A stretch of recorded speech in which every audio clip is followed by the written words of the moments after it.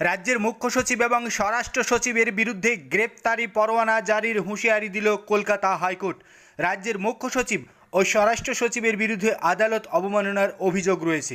সোমবারের মধ্যে তারা সশরীরে হাজিরা না দিলে কড়া পদক্ষেপের নির্দেশ দিয়েছেন বিচারপতি রাজশেখর মান্থা।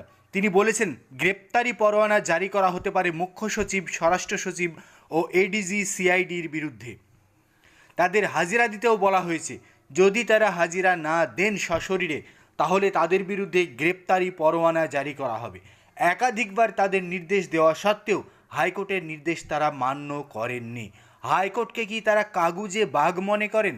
হাইকোর্টের নির্দেশ কি শুধুমাত্র কাগজ যে মানতে হবে না?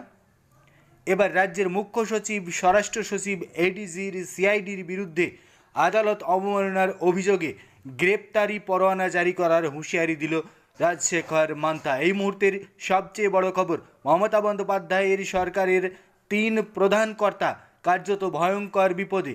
দাড়িভিট মামলায় মুখ্য সচিব, স্বরাষ্ট্র সচিব, এডিজির সিআইডিকে গ্রেপ্তারির হুঁশিয়ারি দিল বিচারপতি রাজশেখর মান্থা।